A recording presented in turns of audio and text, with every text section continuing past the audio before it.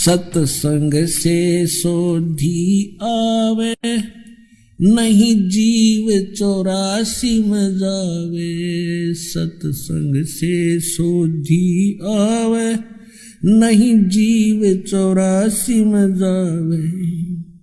अब मेटो द्वेष और राग, हो राग या उम्र बतेरी जाली। अब मेटो द्वेष और राग, हो राग या उम्र बतेरी जाली।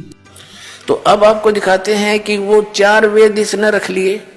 और इन 4 वेदों को इसने क्या किया, अपने पुत्र श्री ब्रह्मा जी को दे दिए। जब सागर मंथन किया, इनको 4 वेद प्राप्त हुए, वेद ब्रह्मा ने रख लिए। तो ऐसे फिर ब्रह्मा जी ने जो पढ़ा, जैसा भी उसके समझ में आया, और उसके सरपुरुष ने उसको जितनी विभूति दी, उसके आधार से उन्हें वेदों को फिर आगे अपने वंशजों को पढ़ा दिया।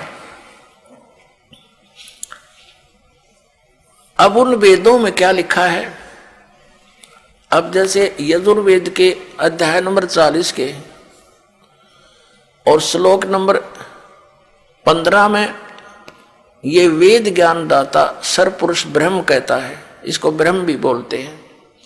ये कहता है कि मेरा केवल एक ओम मंत्र है, इसका जाप काम करते करते करो, विशेष कसक के साथ करो, और मनुष्य जीवन का एक परम कर्तव्य जान कर ओम नाम का श्रवण करो। अब ऋषि महर्षियों ने इन यजुर्वेद से ओम मंत्र तो सेलेक्ट कर लिया कि पूर्ण परमात्मा की भक्ति का सही मंत्र यही है।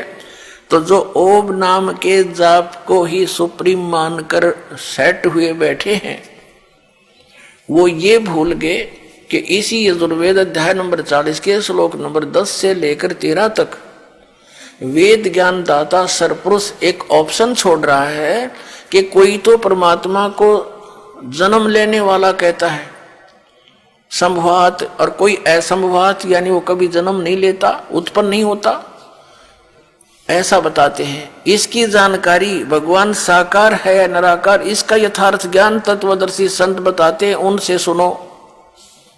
इससे सिद्ध हो गया कि वो जो तत्वदर्शी संत इस वेद ज्ञान से अन्य ज्ञान सुनावेंगे। यदि इस वेद में ही और वेद ज्ञान दाता को ही पता होता तो उसमें 4 लाइन लिख देता, जब इतने मोटे ग्रंथ बनाए। उसको पता ही नहीं, तो ये भूल गए कि तत्वदर्शी संत वो ज्ञान देगा जो वेदों से हटकर होगा, और इन्होंने कुछ समझा होगा तो उसका उल्ट अर्थ ही लगाया होगा। क्योंकि कहते हैं गुरु बिन काहू न पाया ज्ञाना, ज्यों थोथा भुस चढ़े मूड किसाना। गुरु बिन वेद पढ़े जो प्राणी, और समझे ना सार रहे अज्ञानी। तो सार नहीं समझ सके परम तत्वदर्शी संत के बिना वेदों का।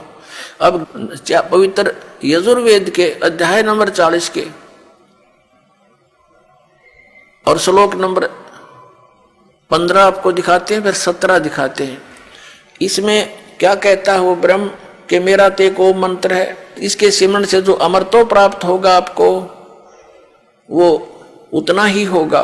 फिर 40वें अध्याय के यजुर्वेद के 17वें मंत्र में स्पष्ट कर दिया है कि मैं तो ब्रह्म हूं और मेरा आकाश में यानी ब्रह्मलोक में रहता हूं, और वो परमात्मा पूर्ण परमात्मा तो प्रोक्ष है, गुप्त है। जैसे संसार रूपी वृक्ष की जड़ें पृथ्वी में प्रोक्ष रहती हैं, लेकिन वो निराकार नहीं है, उनका अस्तित्व विशेष है वहां पर, लेकिन हम बगैर उसको देखे, बगैर खोदे नहीं देख सकते। तो इसी प्रकार वो परमात्मा उल्टा लटका हुआ संसार रूपी वृक्ष की जो मूल है वो प्रोक्ष है।